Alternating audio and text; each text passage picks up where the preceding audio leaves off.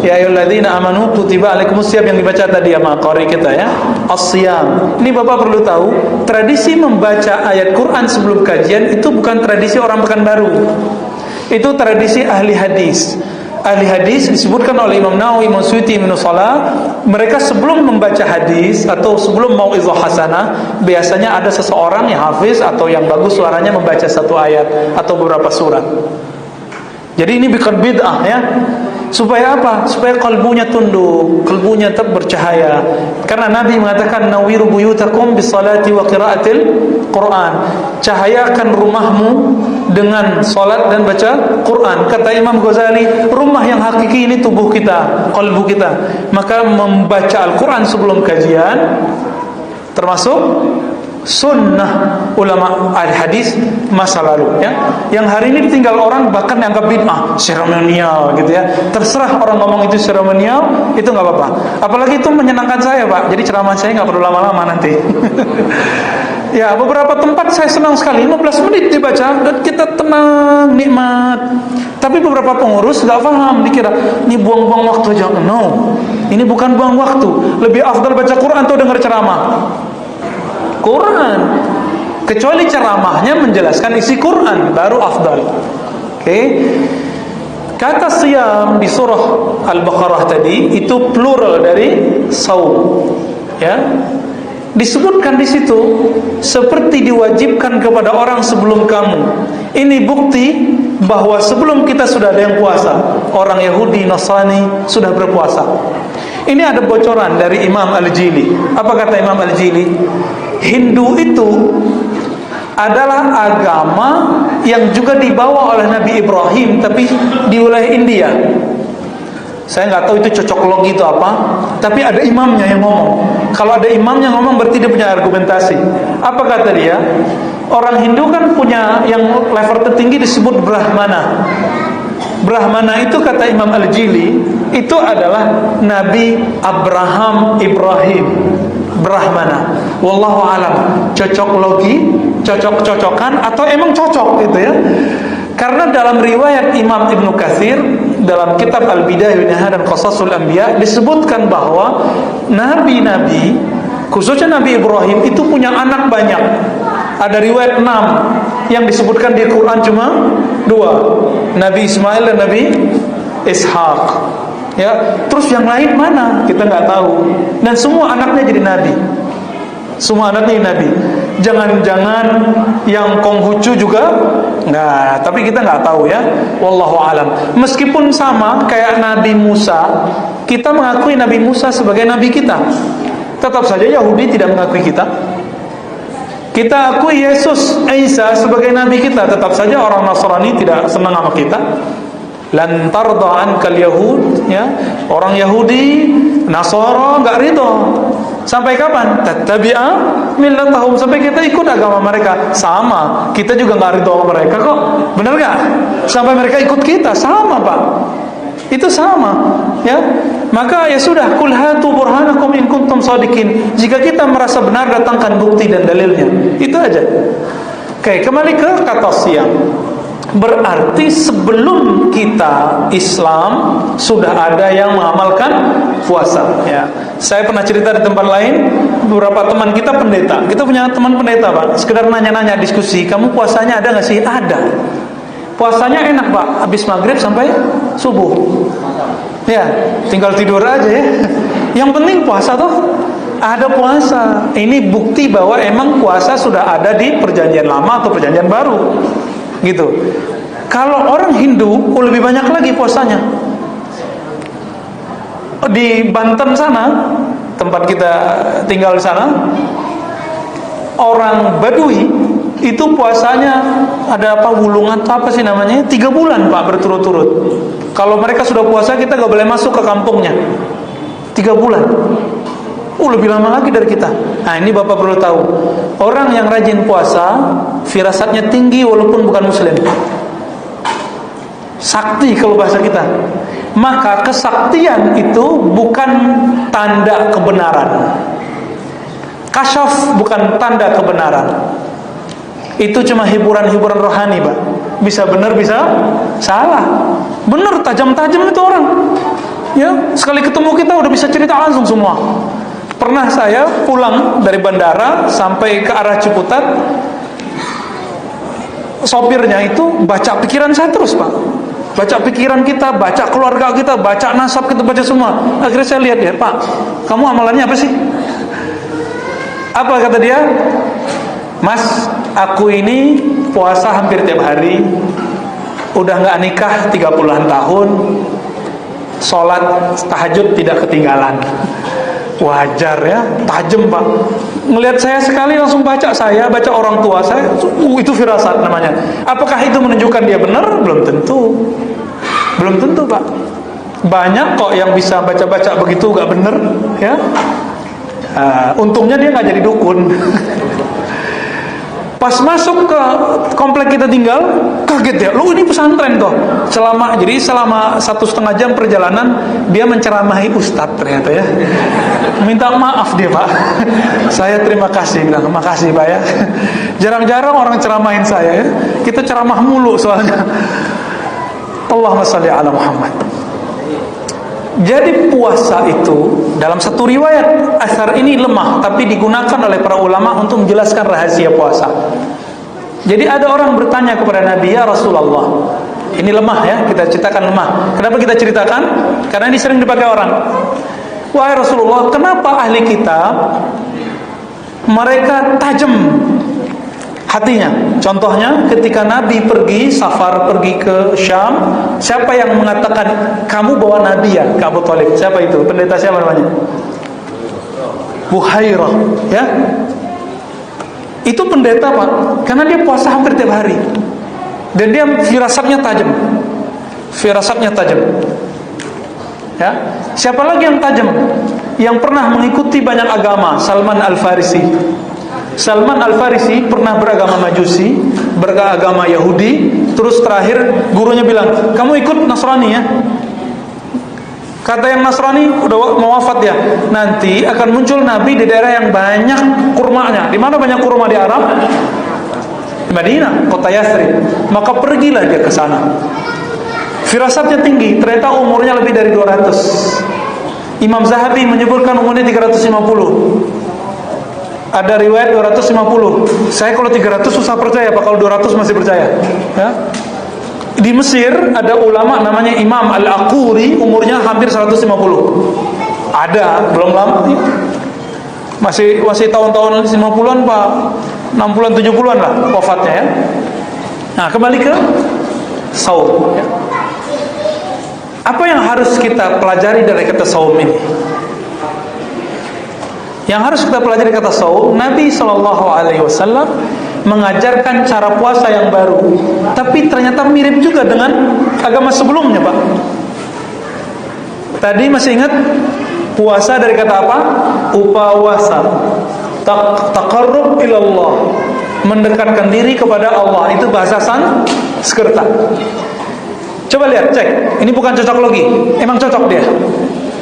Kutiba alaikumusiyam kama kutiba alal ladzina min qablikum la'allakum tattaqun. Diwajibkan puasa seperti orang terdahulu agar kamu bertakwa. Bertakwa itu artinya puasa, mendekatkan diri kepada Allah. Sama enggak? Sama Pak. Cuma Nabi SAW datang dengan syariat baru, menghapus semua syariat yang lain. Kita cek.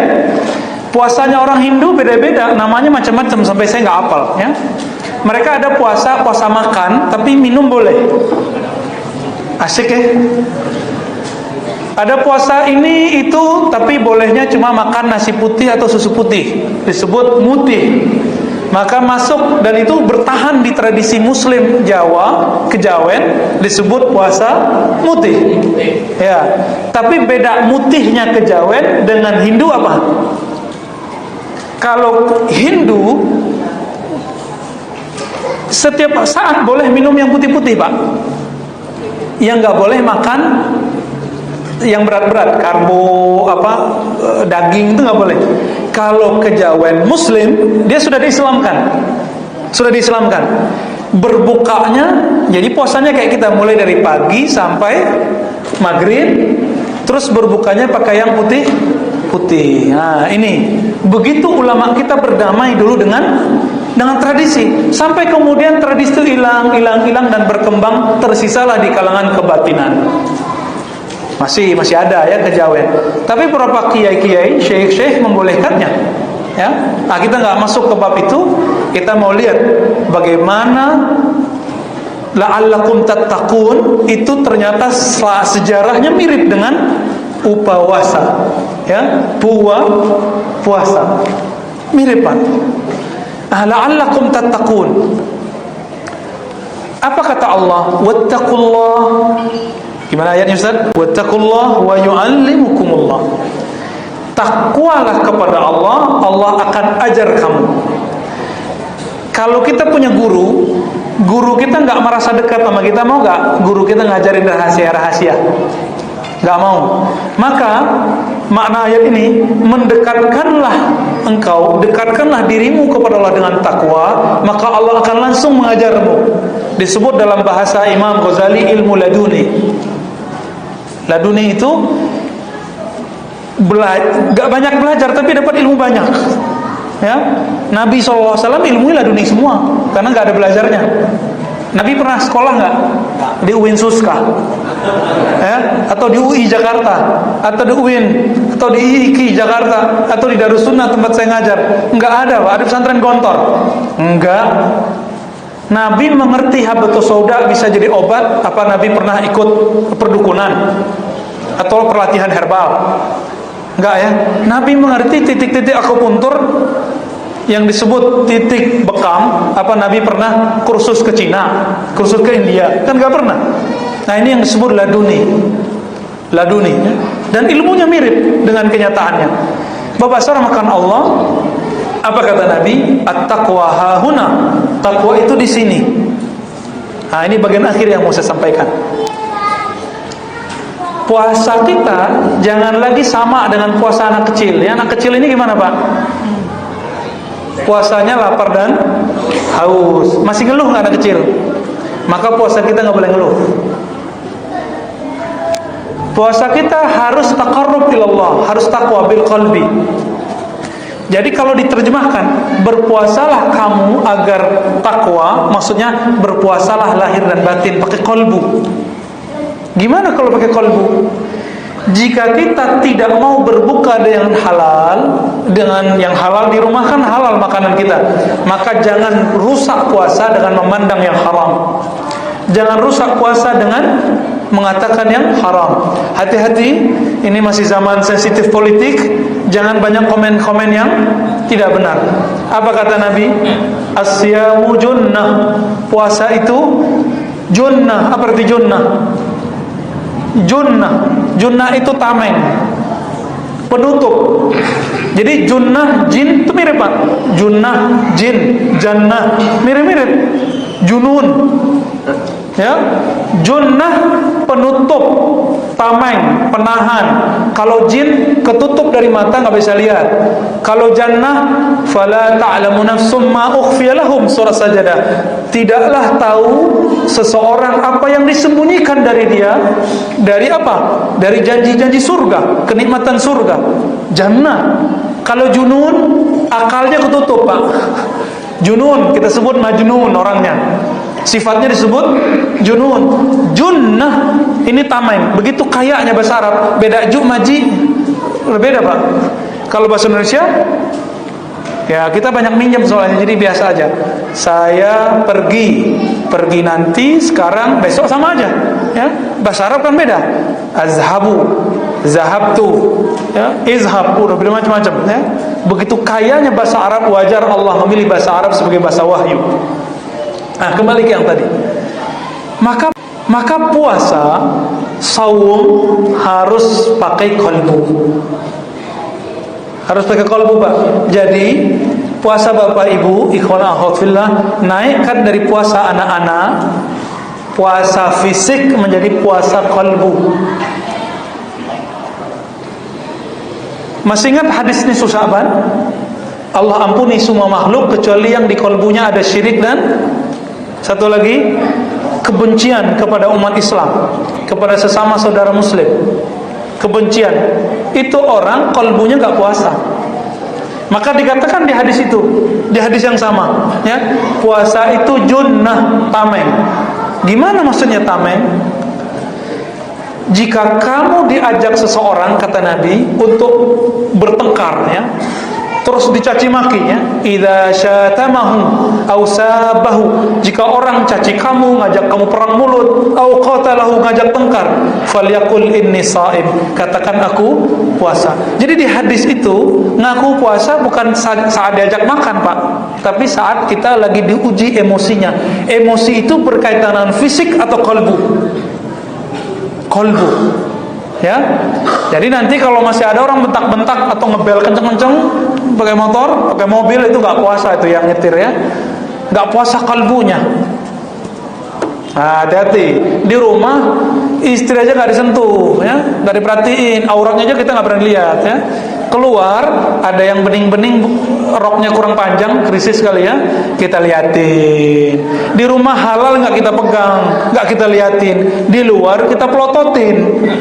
Ini namanya puasa bukan pakai kolbu, ya.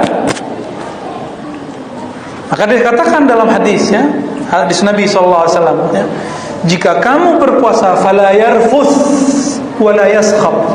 Yarfus itu berkata keji atau berbuat keji atau memandang yang keji. Yarfus termasuk, ya, jorok, vulgar itu masuk. Nonton yang hot-hot itu, ya, yang blue, ya, macam-macam itulah, ya. Kayaknya ada yang tahu tuh, ya. Maka yang puasa masih melihat itu puasanya rusak. Kalau rusak, ini air tadi dihidangin Ustadz Imam kita ke saya, ya, saya jadi malu, Pak. Di dalamnya ada semut. Saya berani minum nggak? Berani minum nggak? Kalau perlu saya tersinggung, Pak. Ya, jauh-jauh ke sini ngasih air ada semutnya lagi. Ini orang ngejek kali, ya, nah, gitu.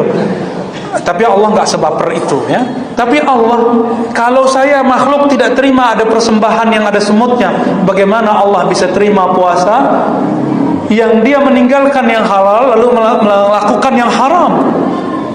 Nggak diterima, Pak.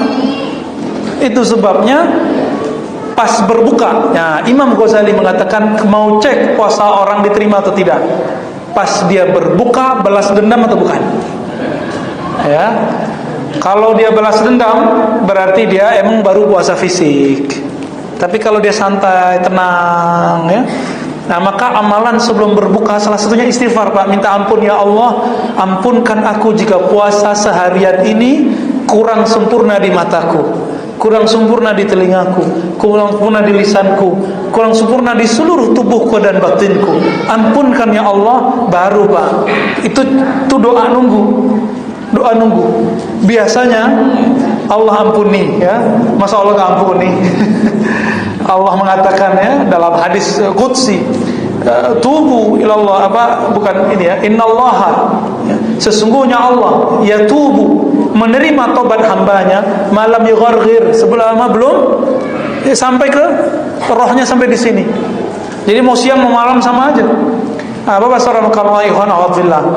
Jadi nanti puasa jangan lagi puasa anak kecil, mulai puasa pakai qalbu,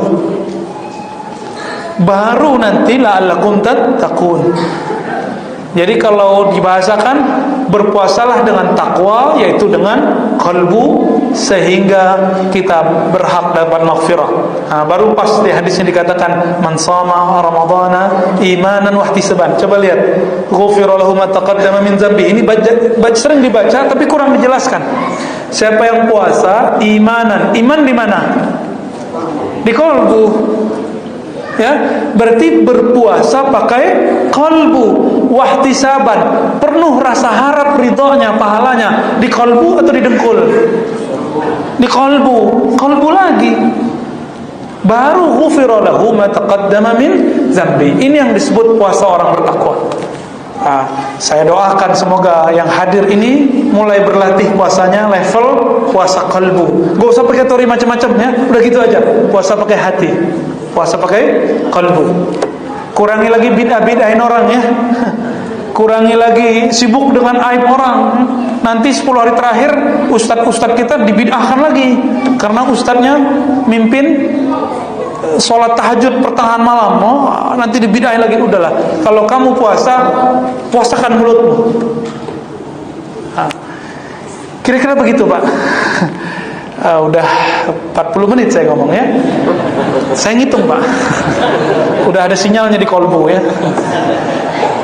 Kira-kira itu kajian pengantar Ramadan kita. Tarhib Ramadan berarti menyambut Ramadan ya. Nabi SAW menyambut Ramadan dengan amal-amal yang indah, yang bagus ya. Maka mari kita sambut dengan mulai malam ini mulailah sholat witir. Apa kata Nabi? Autiru ya ahlal Quran. Pencinta Quran gak semua? Walaupun hafalannya cuma kulhu dan kul-kul yang lain, tapi cinta Quran, cinta orang hafiz Quran, cinta ulama yang hafal Quran. Autiru ya ahlal Quran. Berwitirlah wahai pecinta Quran. Ya, innallaha witrun yuhibbil wutrat. Ingin dapat cinta Allah? Kalau kita cinta seseorang, orang itu mau apa saja kita kasih. Jika ingin dapat cinta Allah, maka autiru, berwitirlah walaupun cuma 1 rakaat. Witir itu bukan khusus bulan Ramadan. Nabi bulan Ramadan 11 rakaat. Kita gimana? 1 rakaat aja cukup ya. Minimal ada hubungan mahabbah antara kita dan Allah. Kalau sudah istiqomah witir, rasakan hebatnya nanti. Kadang-kadang baru terbersit Allah sudah kasih. Seperti anak kita melihat udah dia ngiler melihat anak kecil makannya. Makan apa? Makan es krim. Udah berapa hari kita nggak kasih dia es krim. Akhirnya kita bilang, ayo nak, sini nak. Kita ajak dia. Belum ngomong. Istrinya bilang, Mas itu bagus banget bajunya Mas. Ya, Bang, itu baju kebayanya keren banget Bang. Ayo sini beliin deh gitu ya. Nggak perlu diminta. Maka Nabi SAW mengatakan afdalud doa alhamdulillah. Doa yang paling tinggi adalah ekspresi syukur alhamdulillah. Dan saya menemukan orang yang paling syukur itu orang yang banyak puasa dan saat pertama meneguk air. Itu syukur tertinggi. Coba rasakan. Pas Allahumma lakasumtu atau zahabaz zama'u ya, ini macam-macam lah hadisnya, silakan lihat ya kajian kita yang sebelumnya. Boleh dipakai dua-duanya ya. Pas tegukan pertama terasa nggak nikmatnya nih air itu? Maka orang yang bersyukur dengan 1 teguk air itu, dia adalah syakirin. Apapun keinginan dia, jika keinginannya pantas untuk dirinya, maka Allah akan kasih. Afdalud doa alhamdulillah. Sebaik-baik doa nggak perlu minta Pak, syukur aja. Jadi tidak semua doa itu meminta. Itu juga sebabnya melazimkan baca Asmaul Husna udah lebih dari meminta apa saja. Kira-kira itu Bapak Subhanahu Allah. Di next time nanti kita bahas Asmaul Husna. Ya, setelah Ramadan kalau umur kita panjang, kajian Asmaul Husna. Insyaallah di sini ya. Ingatin kita nanti insyaallah. Baik, di situ Ustaz. Ya, tafadhal.